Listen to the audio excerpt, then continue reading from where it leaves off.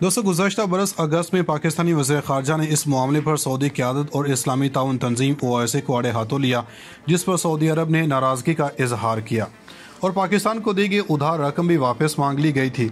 आलम यह है कि मार्च 2019 में भारत के उस वक्त के वज़ीर ख़ारजा सुषमा स्वराज ने अबू धाबी में OIC के वज़ीर ख़ारजा के इजलास में बतौर मेहमान ख़ुसूसी शिरकत की थी। हालांकि महज एक माह कबल भारत और पाकिस्तान की फ़िज़ाई झड़पों में कम अज़ कम एक भारतीय जंगी तैयारा मार गिराया गया था। इससे ज़ाहिर होता है कि ये ममालिक महज पाकिस्तान की खातिर अब भारत के साथ ताल्लुकात बढ़ाने से गुरेज करते हैं और ना ही इन्हें पाकिस्तान के मुख्तलिफ अमूर पर हसासियत की कोई फ़िक्र है। मशरक़ वस्ता के ममालिक ख़ास तौर पर मुत्तहिदा अरब अमारात की लीडरशिप अपने मुल्क की आलमी खिलाड़ी की शनाख्त चाहती हैं, ना कि एक इलाके मुल्क के।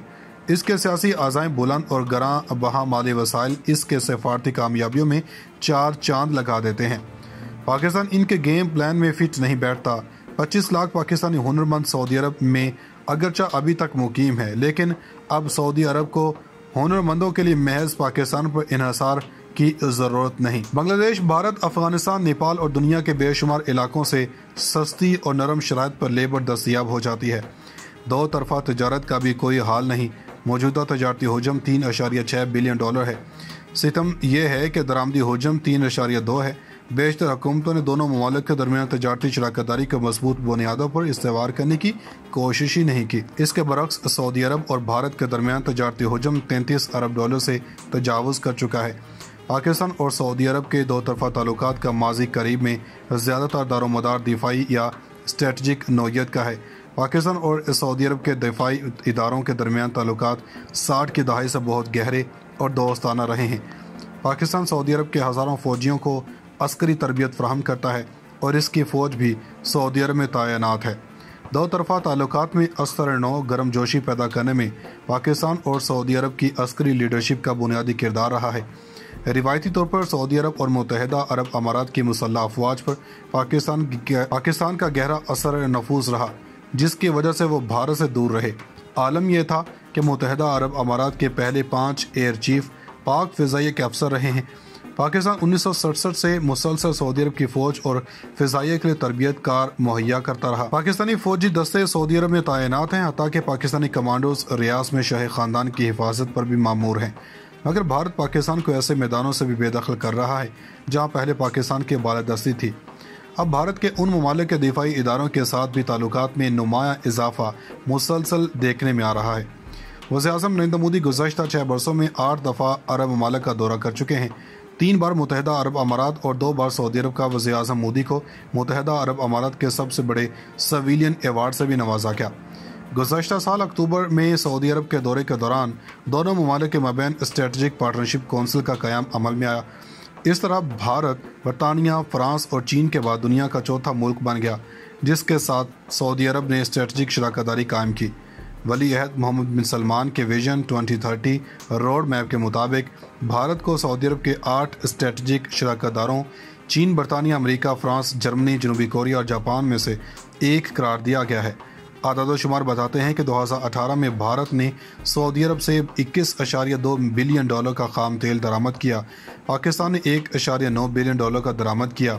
पाकिस्तान बामुश्किल सालाना $25 अरब के लगभग कुल बरामदात कर पाता है। अरब ममालिक की दिलचस्पी भी पाकिस्तान में इसलिए भी कम होती गई है क्योंकि पाकिस्तानी मार्केट भारी सरमायाकारी की सलाहियत नहीं रखती। इसके बरक्स सऊदी कंपनियां न सिर्फ भारत की बढ़ती हुई तवानाई की ज़रूरियात से फ़ायदा उठाने की ख्वाह हैं, बल्कि इन्होंने ज़राअत और टेली कम्युनिकेशन समेत दीगर शोबों में सरमायाकारी के दरवाजे खोल दिए हैं। दोस्तों, कौमी असम्बली में इमरान खान के खिलाफ तहरीक अदम एतमाद कामयाब हो गई, जिसके बाद वो मुल्क के वज़ीर-ए-आज़म नहीं रहे और साथ ही अदम एतमाद के ज़रिए हटाए जाने वाले मुल्क के पहले वज़ीर-ए-आज़म बन गए। अदम एतमाद के अलावा यह भी है कि पाकिस्तान की 75 साल तारीख में कोई भी वज़ीर-ए-आज़म अपनी मुद्दत पूरी न कर सका। लियाकत अली खान से लेकर यूसुफ रज़ा गिलानी, नवाज शरीफ तक तवील फहरिस्त है। यकीनी तौर पर कहा जा सकता है कि मियाँ शहबाज शरीफ वज़ीर-ए-आज़म बन जाएंगे। मियाँ शहबाज शरीफ ने कहा है कि हम किसी से ना बदला लेंगे ना जेलों में डालेंगे, जैसा कि अब वो वज़ीर-ए-आज़म बन चुके हैं, मगर अब उन्होंने इमरान खान के खिलाफ केसेस दोबारा से खोल लिए हैं।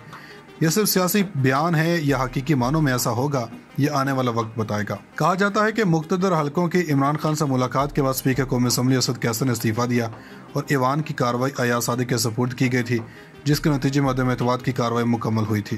دوستو، پاکستان کی نئی بننے والی حکومت نے ابھی تک اپنی ترجیحات کا اعلان نہیں کیا۔ امریکی محکمہ خارجہ کا کہنا ہے کہ وہ پاکستان کے صورتحال کو مانیٹر کر رہے ہیں اور آنے والے حکمرانوں کا امریکہ کی طرف جھکاؤ بھی سوالیہ نشان بن سکتا ہے۔ پی ڈی ایم میں شامل جماعتوں کو اقتدار میں کتنا حصہ ملتا ہے؟ اگر اسمبلی اپنی مدت پوری کرتی ہیں تو ایم کیو ایم دوہرے فائدے میں ہے کہ مرکز کے علاوہ سندھ میں بھی اسے مراعات حاصل ہوں گی۔ دیگر منحرفین کے ساتھ طارق بشیر چیمہ جیسے لوٹے بھی فائدے میں رہیں گے کہ بقول چودھری سرور پچھلے دور میں طارق بشیر چیمہ بہاولپور کے گورنر بنے ہوئے تھے اور بہاولپور میں ان کی مرضی کے بغیر کوئی پرندہ پر نہیں مار سکتا تھا۔ چولستان میں زمینوں پر ناجائز قبضوں کا بازار گرم ہوا، صدیوں سے آباد مقامی افراد کی قدیمی بستیوں کو بیلڈوز کیا جاتا رہا اور مقامی افراد پر اس قدر تشدد ہوا کہ خواتین کی بھی ہڈیاں پسلیاں توڑ دی گئیں۔ مظلوم افراد پولیس، عدلیہ، میڈیا، حتیٰ کہ بہاولپور کے ساتھ لاہور اور اسلام آباد کے ایوانوں تک بھی پہنچے، احتجاج کیا مگر سنوائی نہ ہوئی۔ تحریک انصاف کی طرف سے 20 منحرف ارکان کے خلاف ریفرنس اسپیکر قومی اسمبلی کو جمع کروا دیا گیا اور الیکشن کمیشن کو بھی درخواست دے دی گئی ہے۔ قانونی ماہرین کا کہنا ہے کہ منحرفین کو تاحیات نااہل قرار دلوانے کے لیے عدالتوں سے رجوع کرنا چاہیے۔ تحریک انصاف کو اس وقت تحفظات ہیں۔ سوشل میڈیا پر بھی بہت تنقید ہو رہی ہے اور یہ سوال بھی ابھر کر سامنے آیا ہے کہ پارلیمنٹ مقدم ہے یا عدلیہ۔ اس کے ساتھ یہ بھی کہا جا رہا ہے کہ عدالتوں میں لاکھوں مقدمات زیر التوا ہیں۔ یقینی طور پر کہا جا سکتا ہے کہ میاں شہباز شریف وزیر اعظم بن جائیں گے۔ میاں شہباز شریف نے کہا ہے کہ ہم کسی سے نہ بدلہ لیں گے نہ جیلوں میں ڈالیں گے، جیسا کہ اب وہ وزیر اعظم بن چکے ہیں، مگر اب انہوں نے عمران خان کے خلاف کیسز دوبارہ سے کھول لیے ہیں۔ یہ صرف سیاسی بیان ہے یا حقیقی معنوں میں ایسا ہوگا، یہ آنے والا وقت بتائے گا۔ کہا جاتا ہے کہ مقتدر حلقوں کی عمران خان سے ملاقات کے بعد اسپیکر قومی اسمبلی اسد کیسر نے استعفیٰ دیا اور ایوان کی کارروائی ایاز صادق کے سپرد کی گئی تھی، جس کے نتیجے میں عدم اعتماد کی کارروائی مکمل ہوئی تھی۔